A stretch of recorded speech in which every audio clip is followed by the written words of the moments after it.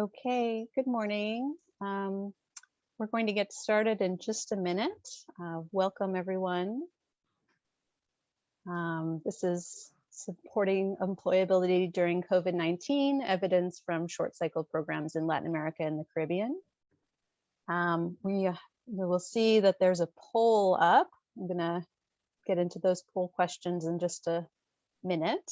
But first of all, I'm Nora Sonnen. I'm a technical advisor with the global education practice of FHI 360. Today, we're going to learn about short cycle higher education programs in LAC, what they are, how they can effectively support employability, and how they've fared during the pandemic. So as you come into the room and settle in, we're going to ask you to answer the poll questions that you see up here, so that we get a better sense of who's among us today and what your interests might be. So we're asking you to select your main type of organizational affiliation. Where do you work? Who are you associated with?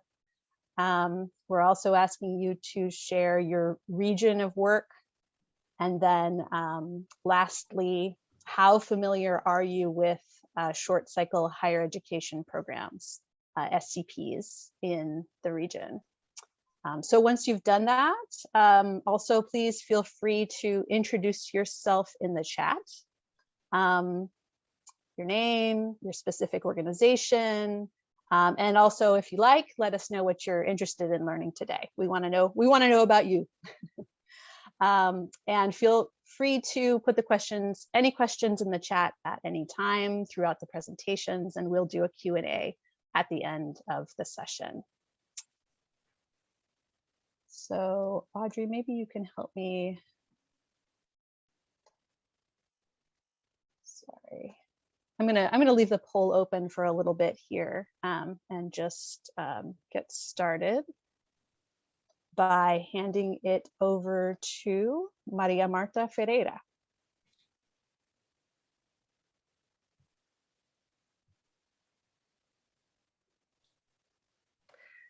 Okay, very good. Good morning. It's wonderful to be here. I'm Maria Marta Ferreira from the World Bank, a senior economist on the World Bank.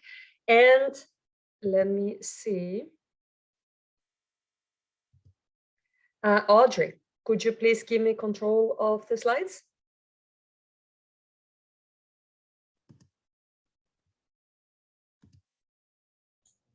All right, you should see it, Maria Marta.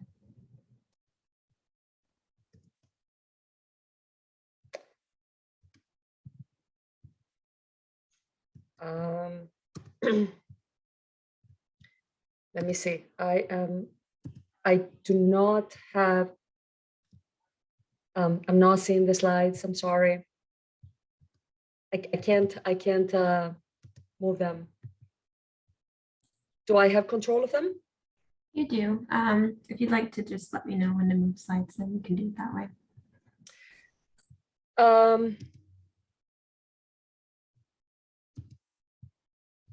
Okay, so can we please try again? I just don't have control of the slides. I can't move them forward. Alternatively, if you let me share the screen, I can share the screen, but right now I can't. All right, you're welcome to share the screen. Okay.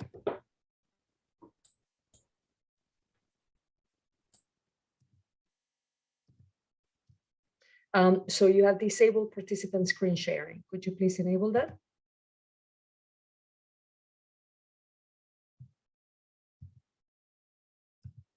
All right, very good. Excellent.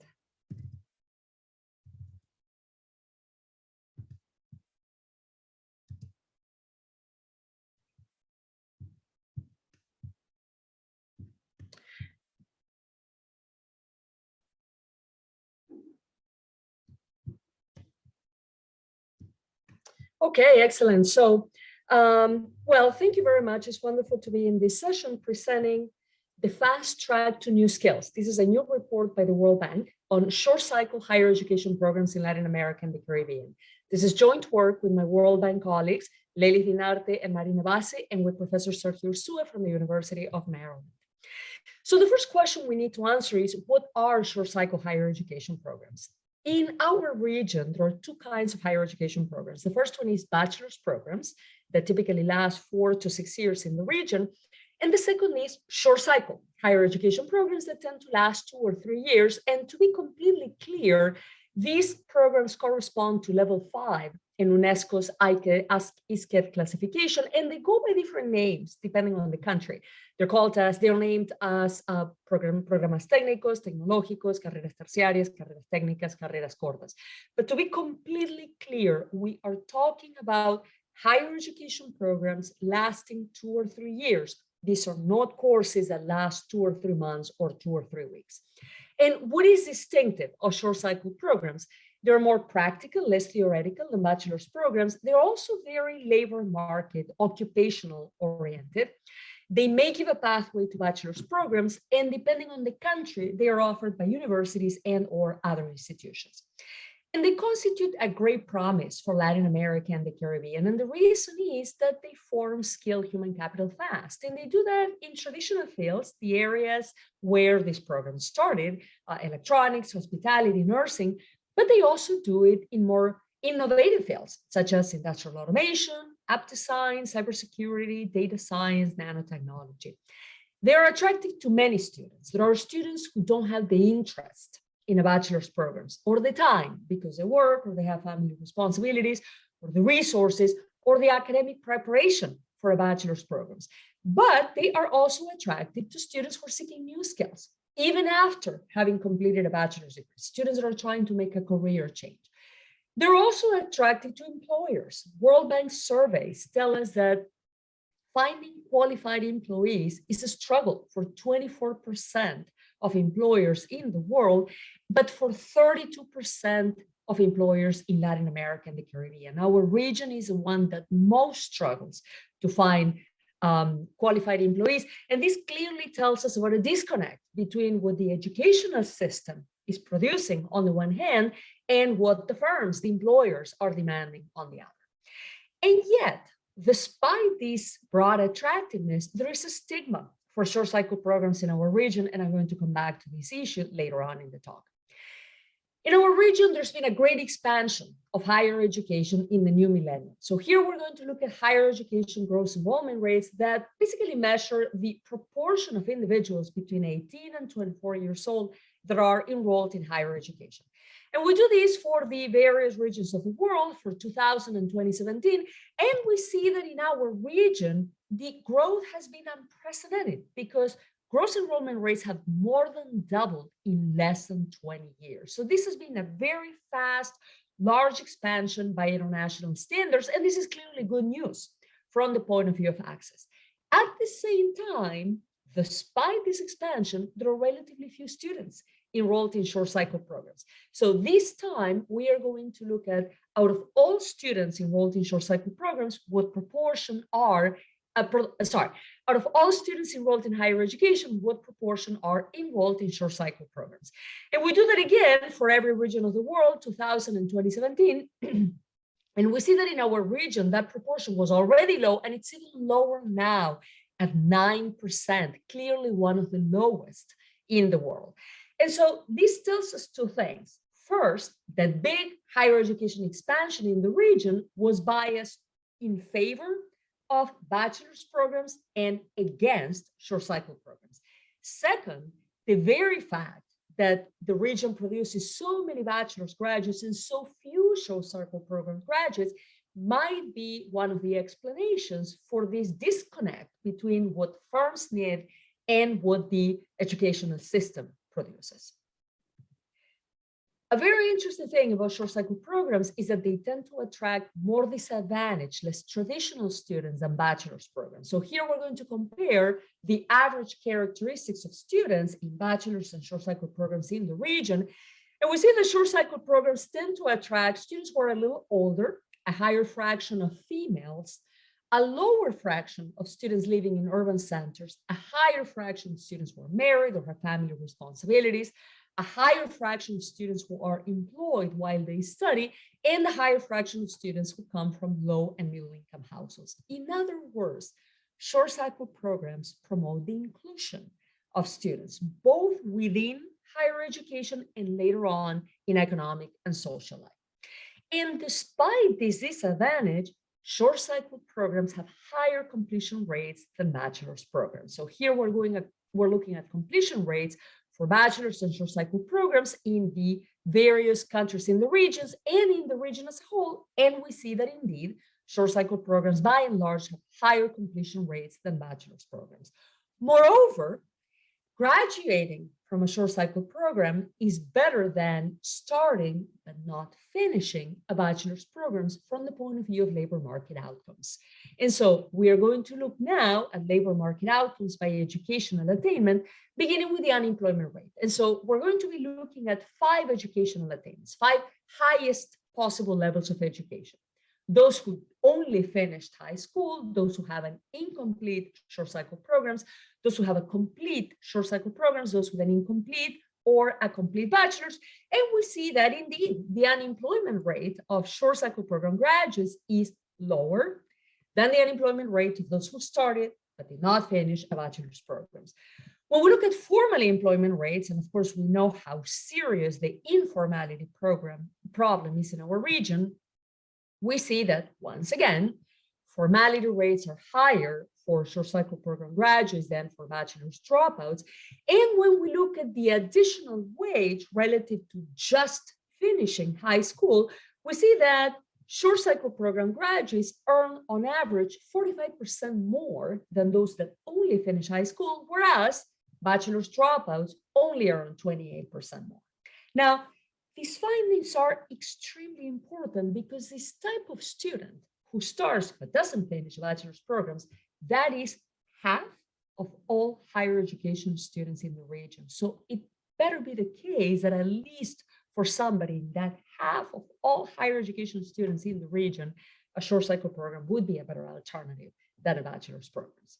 Now, one thing that we want to be very clear about is that despite these good average outcomes of short cycle programs, there is great variation among programs, both short cycle and bachelor's programs. So I'm going to illustrate this looking at lifetime net returns for short cycle and bachelor's programs in Chile. So for every short cycle and bachelor's programs that is offered in Chile, we calculated total lifetime net returns. In other words, by what percent your lifetime earnings as the graduate of a particular program exceed those earnings that you would get if you just finished high school, removing the cost of obtaining that particular degree. And so we're going to look at this by field of knowledge. And so the first thing that we see is that the average return to short cycle programs clearly varies depending on the area of knowledge. It's very high for law, engineering and technology, business. It's relatively low, even negative for education and the humanities. So variation in short cycle program returns across fields of knowledge, but also within fields of knowledge, as we see when we examine the 25th and the 75th percentile for short cycle program returns. So tremendous variation among short cycle programs, but the same thing is true when we look at bachelor's degrees, to the point that the average short cycle program actually has higher returns than most bachelor's programs in science, education, or humanities. In other words, there are some short cycle programs that have very high returns. There are some bachelor's programs that have some very low returns. And for a student who's choosing a program without knowing this information, this enormous variation poses serious risks. So we're going to go back to the issue of information and public policy towards the end of the talk. Something that is very interesting about short cycle programs is that they have a dynamic supply. So we're going to look at some indicators for short cycle and bachelor's programs in Colombia, starting with the average program life. In other words, on average, how many years go by between the moment that a program is first offered until it closes down.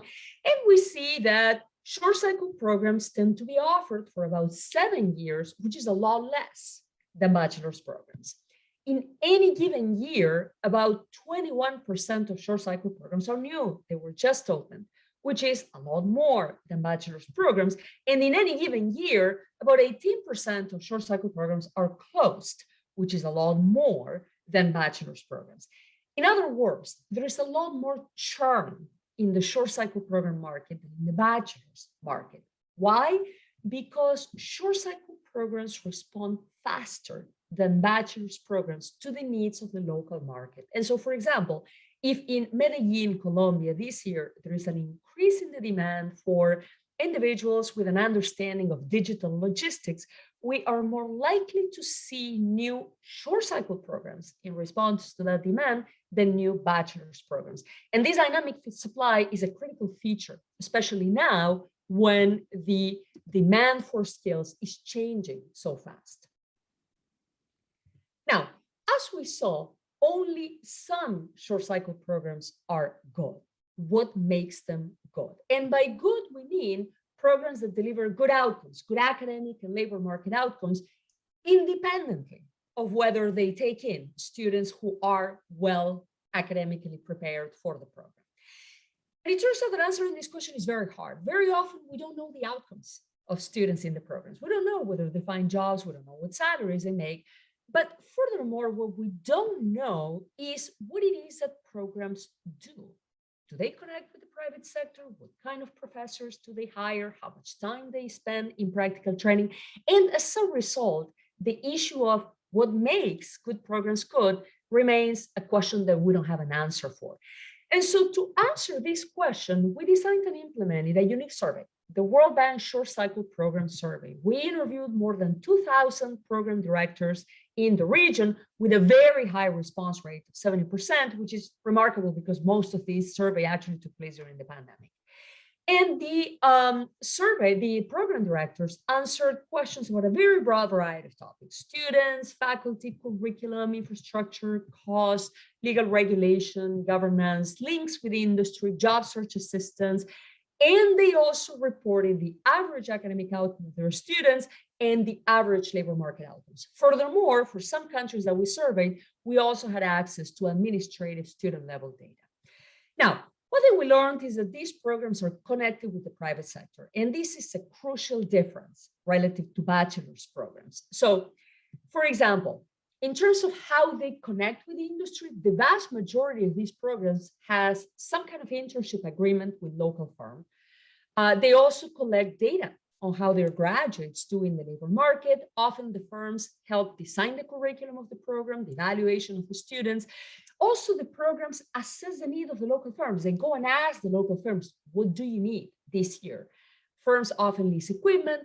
The programs assess whether the employers are satisfied with the graduates that the program is sending them. Sometimes the firms help train the teachers.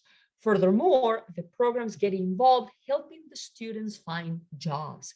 For example, they give them information on the labor market, they train the students for job interviews, sometimes they coordinate or they arrange the job interviews, or often they run an employment center so that the recruiters can come to campus and meet the students. Okay, very good. So with this information, in other words, knowing the outcomes that students have academically and from the point of view of employment, but also knowing the practices, the things that the programs do, we can answer the question of what do good programs do? And the answer is that graduates have better chances of finding formal employment and find higher salaries when they attend programs that have very specific characteristics. First of all, the programs connect with industry in the ways that I just described.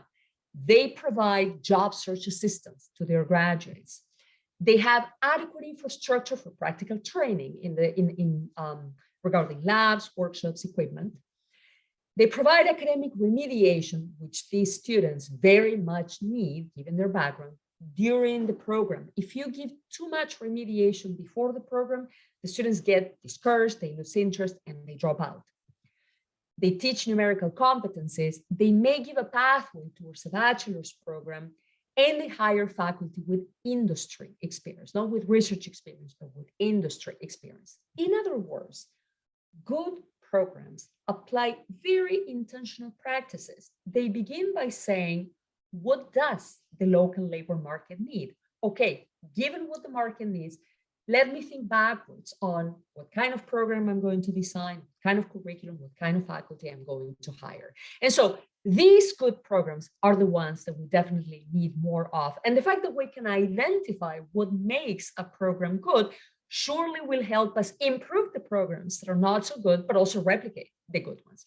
And so in a good short cycle program system, only good short cycle programs would be offered, and students would have the means and the interest to attend them. These programs wouldn't have a stigma.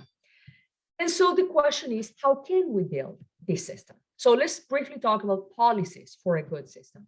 First of all, collect and disseminate information on short cycle and bachelor's programs. So ideally, we would have a website where we would report for every single program offered in the country what salary they obtain on average, the graduates from the program, what are the employment rates, how much does it cost to do this program, what is the graduation rate. This information is critical for students, their families, and the regulator. So let's talk about regulation. We need to oversee and regulate these programs based on student labor market outcomes. We have a tradition in the region of regulating higher education based on inputs, never on outcomes. This is critical. The regulator has to make sure that only programs with good outcomes are offered with good labor market outcomes. And task number one is to avoid the existence of programs that have very bad outcomes. We also have to help finance these programs. The main reason why students drop out of these programs is financial struggle, which shouldn't surprise us given how vulnerable these students are. However, throughout the region, our countries give higher public subsidies to bachelor's than short cycle program students. So we need to reallocate higher education funding across students, bachelor's and short cycle programs, institutions, public, private, and also fields, because some fields are costly to provide and they're strategic for the economy. We also need to facilitate the education pathways so that we can have a true system of lifelong learning, and we give credentials for every module that is completed so that credentials can accumulate towards short cycle programs, towards bachelor's programs, credentials based on competencies, not just on the mere completion of credits.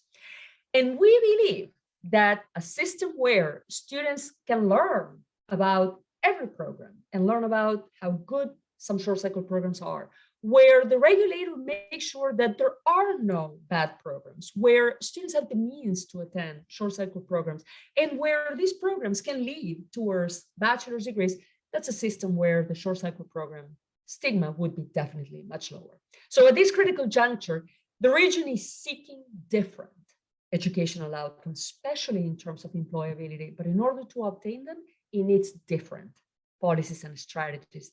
We are not going to obtain different outcomes doing the same as always.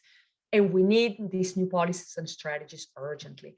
That's why we believe that now is the time for short cycle programs. If not now, when? Thank you very much.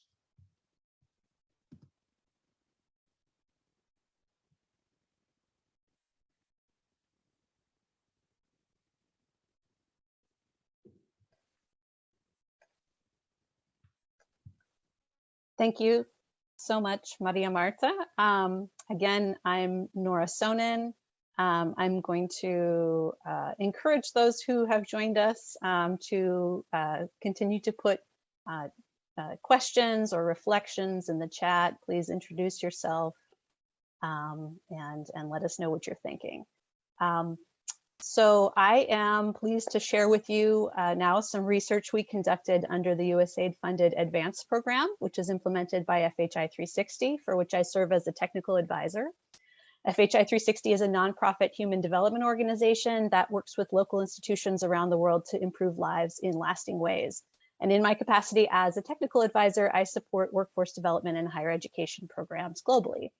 The ADVANCE program, which we've implemented since 2015 in the Dominican Republic, Guatemala, Honduras, and Jamaica, engages stakeholders from the education and private sectors to make technical training programs, or short cycle programs, more relevant to the market based on country-specific workforce needs.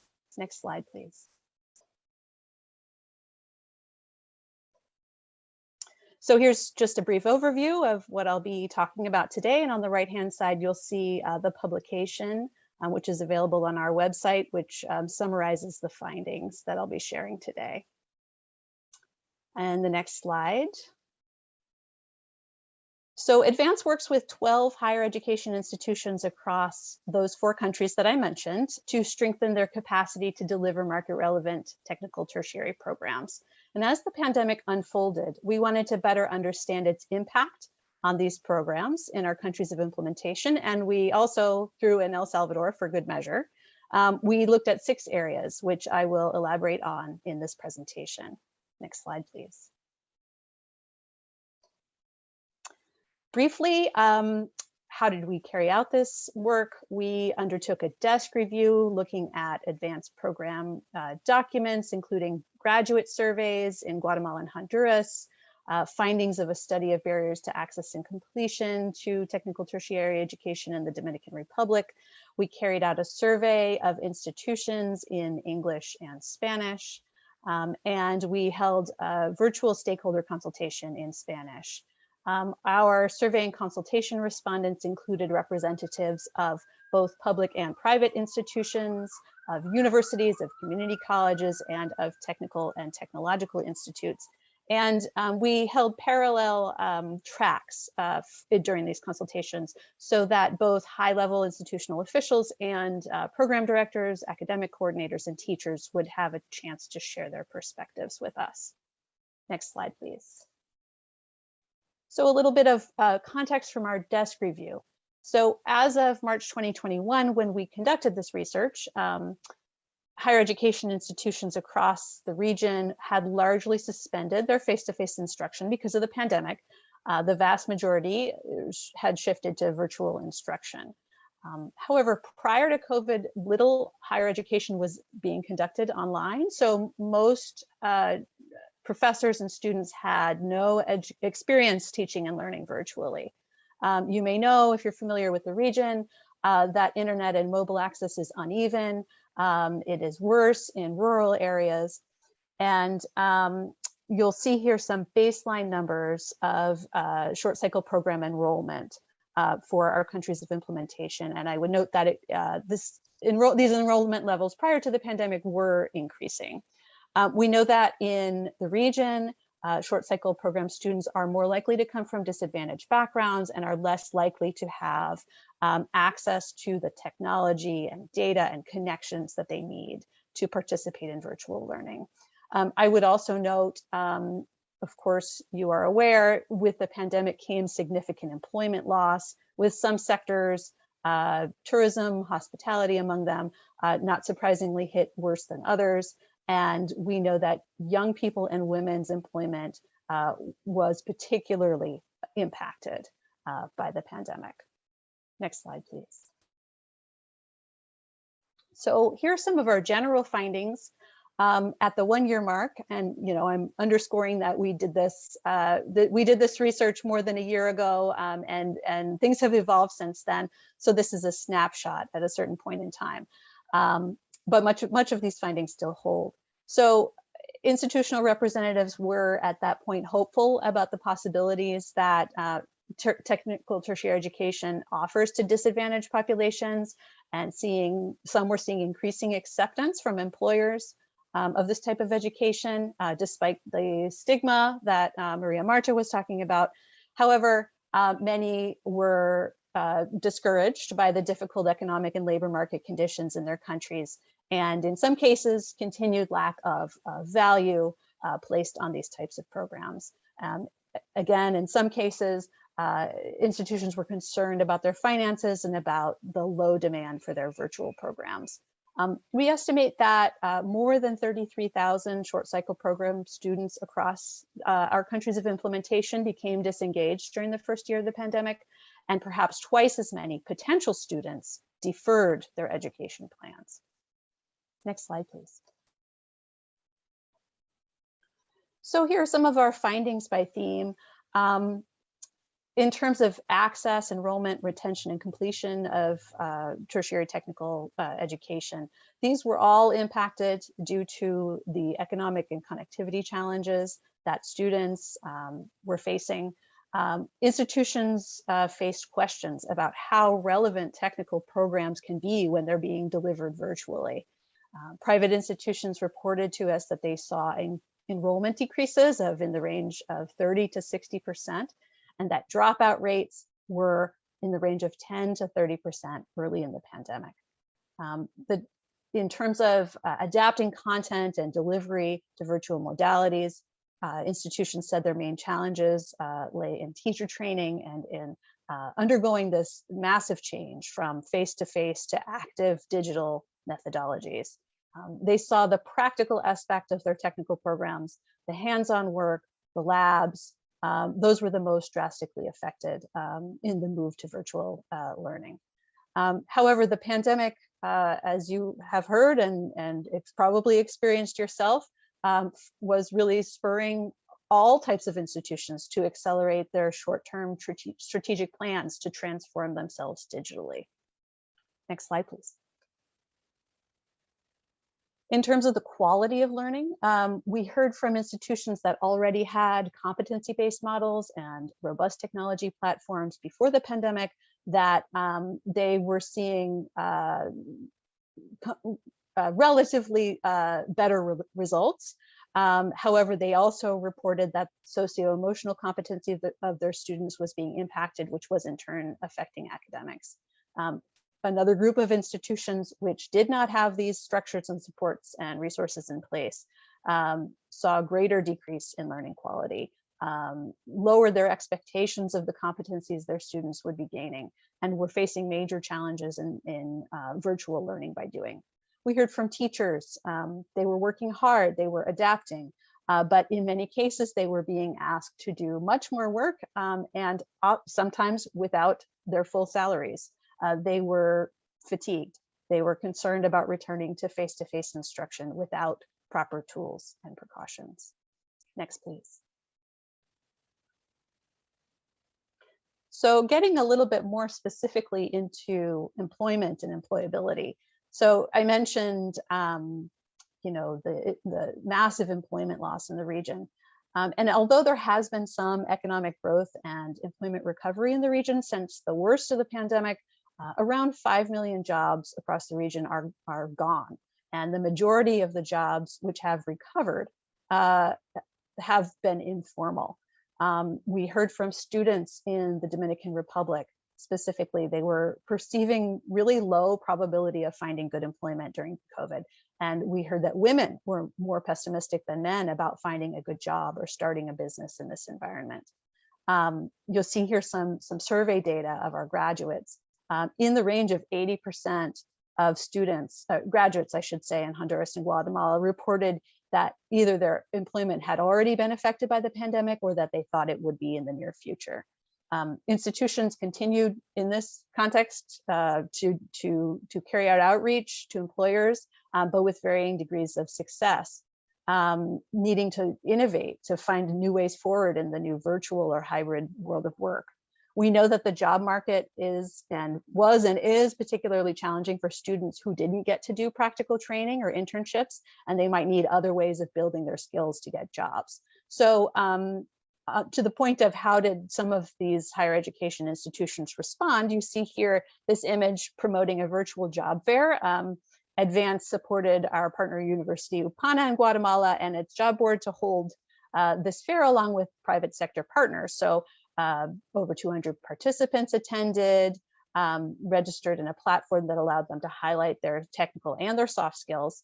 32 businesses participated, including over 300 job postings. More than half of students who applied to jobs at the fair were selected to continue in the hiring process, and almost 30% of those students were hired. Some other innovations or responses, which we saw with Advance, our partner universities in Guatemala and Honduras worked to develop and deliver virtual entrepreneurship and employability modules to students. For example, with a partner university in Honduras, students from the clinical laboratory degree program had 16 hours of customized virtual training, including content related to aligning their career goals with local market opportunities, job search preparation strategies, interview preparation practice. Again, our partner university, UPANA, innovated by digitizing its business administration degree program, adjusting it to last 2.5 years in order to be more competitive and to allow for more practical time for students to master digital skills. And I want to highlight that in the next presentation, you're going to hear from my colleague, Ruth Chisholm, about initiatives to boost employability, specifically in Jamaica. So on the next slide, you'll see one of the issue areas that sort of underpins all of the above, finances. And these were a major area of concern for many institutions. The drop in enrollment has meant a reduction in institutions' budgets or incomes. They've had to reduce their expenses and reprioritize. They've had unforeseen expenses related to the pandemic, upgrade technology to provide virtual modalities. They've had to remodel workspaces, provide biosafety materials and equipment. And they have responded to drops in enrollment in a variety of ways. Through, for example, personalized monitoring of students, doing virtual outreach and promotion efforts, offering more flexibility and psychosocial support to current students, offering tuition payment plans and discounts, scholarships. And below you see some of the sort of short and medium term challenges that they are continuing to face. So adapting curricula and platforms to support hybrid learning now, reducing their fixed costs, streamlining their student services, continuously training their teachers in new methodologies and technologies, and the bottom line, increasing enrollment. So on the next slide, we'll see the final area of inquiry and learn about how the short cycle program market in these countries was shaken up by the pandemic. So the job loss that these countries endured, the shift to virtualization, really showed a clear need for more solid training in technological tools and competencies and new skills. And many of these can be gained through these short programs. At the same time, there's been an exponential increase in offerings from virtual education providers. And these are competing with existing technical offerings from higher education institutions. And this means more competition for students, and students are drawn to these short, flexible, free or low-cost courses. The new education players know how to use digital platforms. They're offering virtual trainings promoted on social networks. And traditional institutions see them as competitors. They see each other as competitors as well, but they're also seeing opportunities to associate and collaborate with each other, both domestically and on the international level. And the types of alliances that were formed, new types of alliances during the pandemic, include partnerships with telephone companies, broadcasting and media companies, but also new alliances with international cooperation organizations, with government, with NGOs, and with other private sector actors. And here you see our partner university, UPANA, and its private sector partners and job board that got together to produce that virtual career fair. So on the next slide, just to wrap it up, I hope to set the scene to help you understand the challenges that institutions offering short cycle programs in the region were facing a year into the pandemic, and then some of their initial responses and innovations with respect to employability. So of course, the pandemic had and continues to have a major effect on institutions, on teachers, and on students of these programs. And we really expect some of the changes they've experienced and the ways that institutions interact and compete with each other to have been transformational to the higher education landscape in the region. But we still do have a lot more to learn about, which career fields have been most pandemic proof, and which specific employability interventions have been most effective for different populations and in different contexts. So thanks so much for listening. I hope you'll continue to put your questions in the chat for our Q&A at the end. And I'm also inviting you to use the chat to tell us about how you are working to support employability during the pandemic. Now, I am pleased to turn things over to my colleague, Ruth Chisholm. Ruth.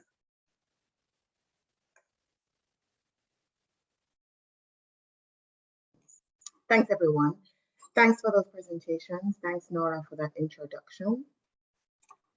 I am going to share a bit about the employment opportunities we are working on with our partner institutions, particularly for disadvantaged youth.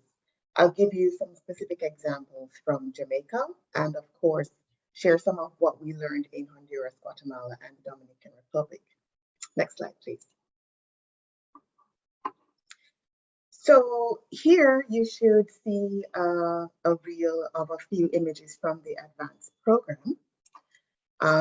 Advanced focuses on workforce development. And the key part of advanced is really trying to build the connection between industry and the higher education institutions. We started the program with a labor market sectors review, which meant we needed to understand the employers and we needed to understand the sectors that would be providing possible growth or work opportunities for some of these new emerging young employees that would be about to enter the workforce. I think you have to click the slide one more time for you to see the reel. Wonderful. So those are just some examples of the field activities that I will discuss during the presentation. We have learned that, as I mentioned, the industry connection is really important in this workforce development program. And so we have tried over the years as a regional program to build that conversation, bringing employers and higher education partners together, and of course, including the voice of the youth on getting them in touch with the right programs, aligning them with the right careers, and giving them the experiential learning to help them to stay the course and complete those short cycle programs that you heard some about from Maria Marta. So the advanced program is working to make that stronger connection, of course, always including the youth voice and youth participation. Next slide, please. So you've heard we worked in Honduras, Guatemala, Jamaica, and more recently, Dominican Republic. We have managed to partner with 12 higher education institutions, and we have worked to strengthen 21 technical degree programs, strengthened or developed new ones, as for example, we did in Jamaica. Next slide. We've learned it's a complex relationship. The employers, of course, want the new employees with the talent, the technical talent, but also with those soft skills. The students, of course, want the training that's going to help them with economic livelihood. That's what it's about. They want to be able to take care of themselves and their families. The higher education space is seen as very important by parents, guardians, and wider community. It's just a costly investment, but they see it as crucial. And of course, the higher education institutions want more students to enroll and of course graduate. That's also how they see institutional growth, and that's how they see support for future investments. We are pleased to say that we are seeing a paradigm shift, even with the complexities. There is greater dialogue. I mentioned bringing people together. Advance has been able to be an interlocutor for more dialogue among employers, higher education institutions, and the youth. We are seeing more of a common vision because there are so many social and economic benefits to building a more robust workforce. Next slide, please.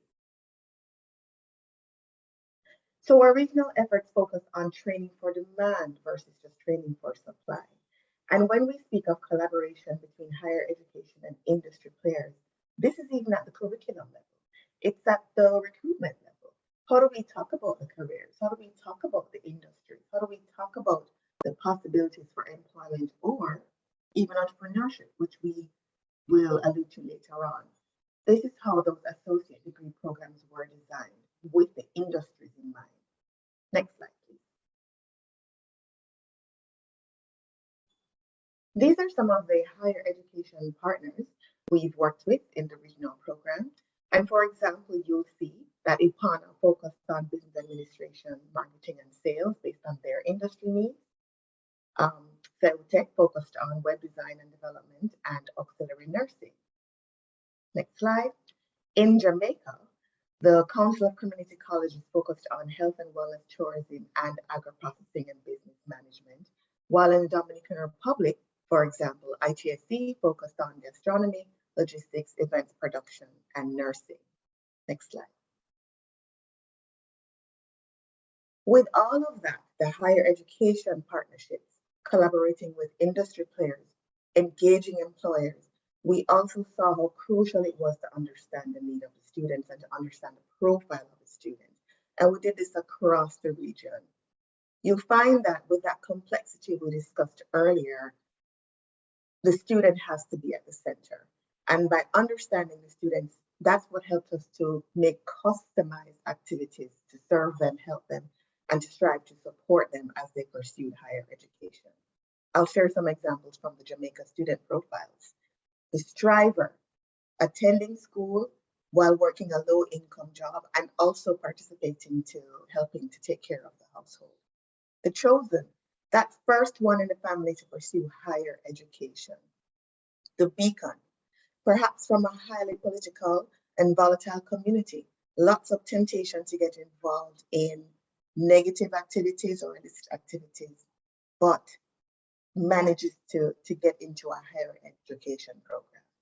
Next slide.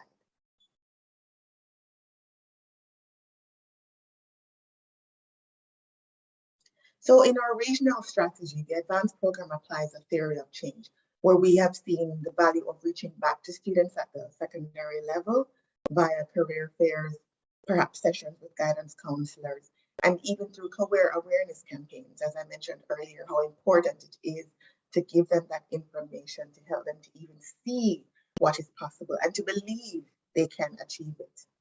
We also reached into employers, having those industry seminars, encouraging them to open their doors to company tours, and this would have been for students and also for faculty. Some have even participated on advisory boards with our institutions so that they can influence and support the skills that are being taught and to also ground some of those theoretical lessons with the competency-based classes and just generally to help to understand the workforce needs. We reach out to our higher ed partners to help them to strengthen how they have those conversations with employers. And we have really been working, for example, in Honduras to really build the graduate portfolios and to see how they track students to help them to really access work and to share how they are doing in the workspace. Next slide, please. This is an example from a reach back activity in Jamaica, where we did our rural engagement with guidance counselors, sharing career awareness materials, because that's what we heard. There was a value and a great need for hard copies of material and also digital, which is an interesting combination when we talk about the impact of the pandemic. There were some negatives, but there were also positives. So we as a program have continued to share hard copies of material, but also making things available digitally. Next slide. So with the COVID-19 impact, you heard of some of the research that Nora mentioned. The pandemic really worsened the challenges that young people face. We talked about those student profiles. So life was already hard and the pandemic made it harder. We certainly saw a move from face-to-face programs to more virtual engagement, with other challenges in terms of limited access to resources and limited internet connectivity. Lockdowns and curfews in Jamaica, for example, resulted in hindrances to work readiness. So several opportunities for micro internships, externships for faculty would have been thwarted because companies were not able to open their doors. Next slide. And so you saw that immediate shift in student engagement. We do have to laud our higher education partners. With their limited resources and sometimes really challenging positives that make it difficult for them to be more nimble and more flexible, they did try, they did jump into the opportunity to use technology and to find new ways of helping students. We certainly saw them open to using more remote learning options. The pandemic actually helped them to fast track these things, and we saw this happening across the regional program. Next slide. So these are some of the examples from Jamaica. We turned an in-person World of Work course into an e-course. Practical activities where students could go through at their own pace. It was converted to a self-paced e-course that they could access via their own digital mechanisms or through their partner university system. Next slide. We also supported a digital employability guide. So we had hard copies of that guide itself, a handbook, but also one available for digital download. And there are 7 steps presented in the guide, and it also has practical activities that the students can complete on their own. And we're hearing really good things from the higher ed institutions about how user-friendly it is and how much of a resource it is for the students and even faculty in guiding their own students during classes. Next slide. You should see an example of an introductory video. If you click on that link, asking my host to do that. Okay. That's fine. But these resources are available on the advanced program website. Next slide, please. We even had hybrid internships, and this was exciting because in the height of the pandemic, as we learned more, we saw companies becoming flexible in how they engage some of the students. So you're seeing a screenshot here of this is orientation for work experience. And this is Gamali. He did his hybrid internship with a company called Grace Foods. And this is where he did a lot of research because he wasn't able to go into the program. So you see, even with the complexities of the pandemic, opportunities did arise. Next slide. So some of our next steps as we get ready to close, and I invite you to share your thoughts in the chat. As a program, we are definitely continuing to work with our higher education partners to customize those student services. I mentioned those student profiles before. This is how we were able to do it. That kind of engagement and trying to understand on the student level the needs, not just academic needs, but also the social and emotional learning needs as well.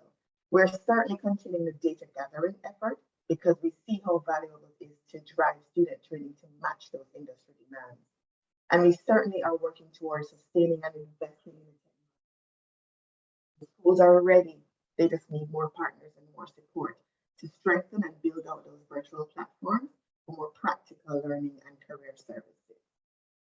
So with that, I will close, and I hope to engage more of you either in the chat if we still have more time, or certainly via the advanced program social media platforms, via Twitter or Instagram, and you can certainly see more about our regional efforts via the YouTube video.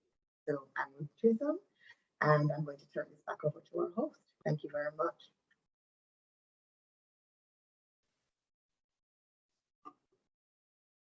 Thank you so much, Ruth. I would invite the audience to put any questions in the chat now, or to unmute yourself and to ask them. I see Rob is asking if the student employability guide is available to the public. I believe it is. Yes, it is on our website, advancedprogram.org. If you look under resources, I think it's the most recently uploaded resource. And Rob has made some other, has had some other reflections for us in the chat as well. Interested in the point on churn and response time by short cycle programs, and also if a question perhaps to both of you, and also if there's anybody in the audience who wants to reflect on if anybody saw remote learning as a way to gain access to additional students. I did learn through my research that there were students who, I remember in the DR, we heard from students who were appreciative of the opportunity to do remote learning because they did not have to commute to campuses which were far from them. They could attend classes sort of during downtimes in work shifts. And we learned about a student in Guatemala who prior to the pandemic had been commuting by walking 3 hours to campus. He still had to walk 1 hour up a mountain in order to get a signal. He lived in a really rural area, but that was less of a commute for him. So although that sounds like a major hardship, for him it was actually a bonus in that way. So other thoughts, reflections from the panel on those questions?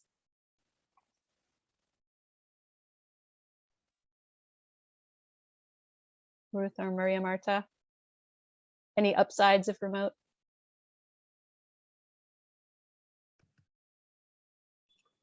Yes, there have been upsides in terms of now we see the higher ed partners looking more at a competitive advantage, right? So there is the access, of course, the benefit to students, particularly those who want to take on higher education programs and are pursuing perhaps a short cycle program while working. It gives them the flexibility. So when I mentioned those student profiles, the single mother, the young person who is still supporting the family, it does give them more flexibility to the remote learning. But at the institution level, you see them seeing it as, look, a viable way to compete. Come to our institution. We are thinking of you. We have more accessible, more flexible entry and exit points in the program. And so we are seeing them build on that momentum now. And I expect to see further momentum in the new academic year in September. And I see that we are actually at time. If we have just one moment, maybe Maria Marta can speak a little bit about the churn issue. And I'm curious if there are ways that, not just in technological institutes, but higher universities can be more responsive to labor market needs. Yeah, so that's a great question. I think all institutions should be more responsive to labor market needs. However, I also think that short cycle programs on the one hand are shorter. They're easier to put together. It is easier to put together a 2-year program than a 5 or 6 year bachelor's program. So that's probably why they churn faster. The other part is that the institutions that teach these programs in general are not universities in many countries.